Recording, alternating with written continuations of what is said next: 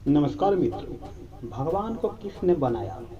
इस प्रश्न का उत्तर देने के लिए हमें सबसे पहले समझना होगा कि भगवान शब्द का अर्थ क्या है और इसकी अवधारणा किस प्रकार विकसित हुई है। विभिन्न धर्मों, दर्शन और सांस्कृतिक परंपराओं में भगवान की व्याख्या अलग अलग तरीके से की गई है। इस विषय पर विचार करते समय हमें धार्मिक, दार्शनिक और वैज्ञानिक दृष्टिकोणों को ध्यान में रखना होगा। भगवान एक ऐसी शक्ति या सत्ता है जिसे सर्वशक्तिमान, सर्वज्ञ और सर्वव्यापी माना जाता है। भारतीय परंपरा में भगवान को ब्रह्मा, विष्णु, महेश आदि विभिन्न रूपों में पूजा जाता है। अन्य धर्मों में जैसे कि इस्लाम में अल्लाह, ईसाई धर्म में गॉड और यहूदी धर्म में यहोवा को भगवान के रूप में माना जाता है।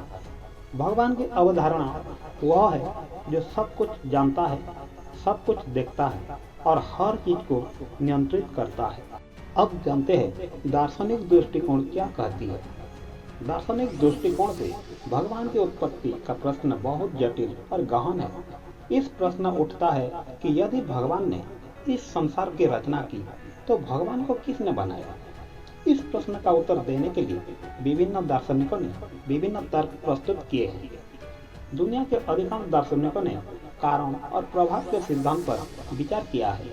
यह सिद्धांत कहता है कि हर घटना का एक कारण होता है। अगर संसार में सब कुछ किसी कारण से हुआ है तो भगवान भी किसी कारण से होना चाहिए। लेकिन इस सिद्धांत के साथ समस्या यह है कि यह भगवान को भी एक प्रभाव के रूप में देखता है, जबकि धर्म और दर्शन भगवान को उस अंतिम कारण के रूप में देखते हैं जो स्वयं किसी अन्य कारणों से उत्पन्न नहीं हुआ है। अब जानते हैं अनंत गतिकता का सिद्धांत के बारे में। यदि हम यह मान लें कि हर चीज का कोई कारण है तो हम एक अनंत गतिकता में फंस जाएंगे जिसमें हर कारण के पीछे एक और कारण होगा। इसे समाप्त करने के लिए दार्शनिकों ने यह तर्क दिया है कि भगवान वह अंतिम कारण है जिसे किसी अन्य कारण की आवश्यकता नहीं है। इस दृष्टिकोण के अनुसार भगवान ने स्वयं को ही रचा है या वह अनादि है, इसलिए उसकी कोई उत्पत्ति नहीं है। अगर हम वैज्ञानिक दृष्टिकोण से देखें तो भगवान की अवधारणा को अक्सर एक रहस्य के रूप में देखा जाता है जिसे विज्ञान द्वारा समझा नहीं जा सकता। विज्ञान ने अब तक इस प्रश्न का उत्तर नहीं दिया है कि इस ब्रह्मांड का वास्तविक कारण क्या है। विज्ञान की मुख्य चिंता प्रकृति के नियमों और प्रक्रियाओं को समझना है और यह समझना कि ये प्रक्रियाएं किस प्रकार काम करती है। अब बात करते हैं बिग बैंग सिद्धांत क्या कहती है। वैज्ञानिक दृष्टिकोण से ब्रह्मांड की उत्पत्ति के बारे में सबसे व्यापक रूप से स्वीकृत सिद्धांत बिग बैंग सिद्धांत है। यह सिद्धांत कहता है कि ब्रह्मांड लगभग 13.8 अरब वर्ष पहले एक विशाल विस्फोट से उत्पन्न हुआ। इस विस्फोट से समय, स्थान और पदार्थ की उत्पत्ति हुई। लेकिन बिग बैंग से पहले क्या था और इस विस्फोट का कारण क्या था, यह अभी भी विज्ञान के लिए एक रहस्य है। कुछ वैज्ञानिक मानते हैं कि भगवान या एक उच्च शक्ति इस घटना का कारण हो सकती है, जबकि अन्य इसे महज एक प्राकृतिक प्रक्रिया के रूप में देखते हैं। मानव के मस्तिष्क भगवान की अवधारणा को समझने के लिए बहुत ही जटिल है। मस्तिष्क की संरचना और उसकी कार्य प्रणाली के अध्ययन से यह पता चलता है कि हम धार्मिक आस्थाओं और भगवान की अवधारणा को क्यों मानते हैं। न्यूरोसाइंस के अध्ययन से पता चला है कि हमारे मस्तिष्क के कुछ हिस्से आध्यात्मिकता और धर्म के प्रति झुकाव दिखाते हैं। इसका अर्थ यह है कि भगवान की अवधारणा हमारे मस्तिष्क की एक आंतरिक जरूरत हो सकती है जिससे हम अपने जीवन और संसार को समझने की कोशिश करते हैं। धार्मिक दृष्टिकोण से भगवान की उत्पत्ति का प्रश्न उठाना आमतौर पर अनुचित माना जाता है, क्योंकि अधिकांश धर्म भगवान को अजन्मा और अनादि मानते हैं। जैसे कि ईसाई धर्म में गॉड को अनादि और अनंत माना जाता है। बाइबल में गॉड के बारे में कहा गया है कि कि वह अल्फा और ओमेगा है, अर्थात वह शुरुआत और अंत है। इसी प्रकार इस्लाम में अल्लाह को अल अव्वल यानी कि पहला और अल आखिर यानी कि अंतिम के रूप में वर्णित किया गया है, जो कि उसे अनादि और अनंत के रूप में दर्शाता है। अब हम बात करेंगे हमारे हिंदू धर्म क्या कहती है इसके बारे में।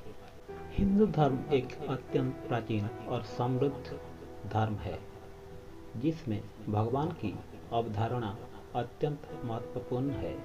भगवान को किसने बनाया? यह प्रश्न हिंदू धर्म के सिद्धांतों के अनुसार थोड़ा भिन्न रूप में प्रस्तुत किया जा सकता है, क्योंकि हिंदू धर्म में भगवान को अजन्मा, अनादि और अनंत माना जाता है। अब हम बात करेंगे भगवान की उत्पत्ति के बारे में। हिंदू धर्म के दृष्टिकोण क्या है? हिंदू धर्म में भगवान को सर्वोच्च सत्ता, परम शक्ति और सृष्टि के निर्माता के रूप में माना जाता है। भगवान की परिभाषा और उनके विभिन्न रूपों की पूजा हिंदू धर्म की विशेषता है। हिंदू धर्म में भगवान को सर्वोच्च सत्ता, परम शक्ति और सृष्टि के निर्माता के रूप में माना जाता है। भगवान की परिभाषा और उनके विभिन्न रूपों की पूजा हिंदू धर्म की विशेषता है। हिंदू धर्म में भगवान को अनेक रूपों में पूजा जाता है, जैसे ब्रह्मा सृष्टिकर्ता, विष्णु पालनकर्ता और शिव संहारकर्ता। इसके अतिरिक्त देवी देवता का भी महत्वपूर्ण स्थान है, जैसे देवी दुर्गा, लक्ष्मी, सरस्वती आदि। हिंदू धर्म के अद्वैत वेदांत के अनुसार ब्रह्मा ही एकमात्र सत्य है और वही भगवान का सर्वोच्च रूप है। ब्रह्मा को न तो किसी ने बनाया है और न ही उसका कोई अंत है। वह अनादि है और अनंत है। शंकराचार्य द्वारा प्रचारित अद्वैत वेदांत में कहा गया है कि ब्रह्मा ही सत्य है और संसार मिथ्या है। इस दृष्टिकोण से भगवान को बनाने का प्रश्न ही उठता नहीं, क्योंकि ब्रह्म स्वयं ही सब कुछ है। हिंदू धर्म में भगवान के अवतार की अवधारणा भी महत्वपूर्ण है। विष्णु के 10 अवतारों की कथा बहुत प्रसिद्ध है, जिसमें राम, कृष्ण, नरसिंह आदि के अवतार प्रमुख है। अवतार का उद्देश्य धर्म की पुनः स्थापना और अधर्म का नाश करना है। इस अवधारणा में भगवान को साकार रूप में पूजा जाता है और उन्हें समय समय पर धरती पर अवतार लेने वाला माना जाता है। अवतार की इस अवधारणा में भी यह प्रश्न नहीं उठता कि भगवान को किसने बनाया, क्योंकि भगवान अनादि और अनंत है। वे समय समय पर अवतार लेते हैं, लेकिन उसका मूल स्वरूप अजन्मा और अनंत है। हिंदू धर्म के उपनिषदों और वेदांतों में भगवान की अवधारणा गहरी और दार्शनिक है। उपनिषदों में ब्रह्म को सर्वोच्च सत्ता के रूप में वर्णित किया गया है, जो कि निराकार, निरंकार और अनंत है। यह ब्रह्म ही सृष्टि, स्थिति और संहार का कारण है। ब्रह्म को न तो किसी ने बनाया है और न ही उसका कोई अंत है। उपनिषदों में यह भी कहा गया है कि एको हम बहुस्प्या, अर्थात मैं एक हूँ और मैं अनेक बन जाऊँ। यह ब्रह्म के आत्मविस्तार की अवधारणा है, जिसके माध्यम से सृष्टि का निर्माण होता है। इस दृष्टिकोण में भगवान का प्रश्न अनावश्यक हो जाता है, क्योंकि ब्रह्म स्वयं ही सृष्टि का मूल है। भगवद गीता, जो कि महाभारत का एक महत्वपूर्ण हिस्सा है, उनमें भगवान श्री कृष्ण ने अर्जुन को कर्म, धर्म और मोक्ष के सिद्धांत सिखाए हैं। गीता में श्री कृष्ण ने स्वयं को परमात्मा, योगेश्वर और सर्वशक्तिमान के रूप में वर्णित किया है। उन्होंने कहा कि वे न तो जन्म लेते हैं और न ही उनका कोई अंत है। वे इस सृष्टि के कर्ता धर्ता है और उनके बिना कुछ भी संभव नहीं है। गीता में भगवान श्री कृष्ण ने यह भी कहा है कि वे सृष्टि के कर्ता है, लेकिन वे इस सृष्टि में लिप्त नहीं है। इसका अर्थ यह है कि भगवान सर्वशक्तिमान है, लेकिन वे इस संसार के कार्यों में व्यक्तिगत रूप से शामिल नहीं होते। उनका स्वरूप अनादि और अनंत है। हिंदू धर्म में योग और ध्यान का विशेष महत्व है। योग के माध्यम से आत्मा को परमात्मा से मिलाने का प्रयास किया जाता है। ध्यान में भगवान के निराकार और साकार दोनों रूपों का ध्यान किया जाता है। योग और ध्यान के माध्यम से यह समझने की कोशिश की जाती है कि भगवान के स्वरूप को केवल अनुभव किया जा सकता है, समझा नहीं जा सकता। भगवान के इस अनुभवात्मक स्वरूप में यह प्रश्न अप्रासंगिक हो जाता है कि भगवान को किसने बनाया। यहाँ भगवान को अनंत और अजय माना जाता है, जिसे केवल अनुभव के माध्यम से समझा जा सकता है। अंत में हम ये कहते हैं कि हिंदू धर्म के अनुसार भगवान को किसने बनाया, इस प्रश्न का कोई सीधा उत्तर नहीं है, क्योंकि हिंदू धर्म में भगवान को अनादि, अनंत और अजन्मा माना जाता है। ब्रह्मा, विष्णु, महेश और अन्य देवताओं के रूप में भगवान की पूजा की जाती है, लेकिन उनका कोई आरंभ या अंत नहीं है। वे सृष्टि के कर्ता, धर्ता और संहारक हैं और स्वयं किसी अन्य शक्ति द्वारा उत्पन्न नहीं हुए हैं।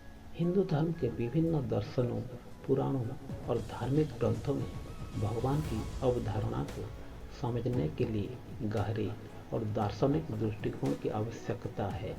यह धर्म भगवान को एक सर्वोच्च सत्ता के रूप में मानता है, जो इस सृष्टि के परे है और जिसका अनुभव केवल आत्मा के माध्यम से किया जा सकता है।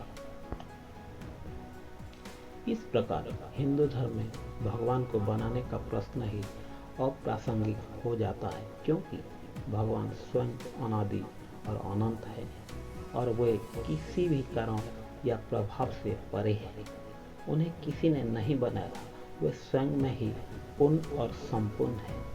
तो मित्रों, यह जानकारी आपको अच्छा लगा तो चैनल को जरूर सब्सक्राइब करें।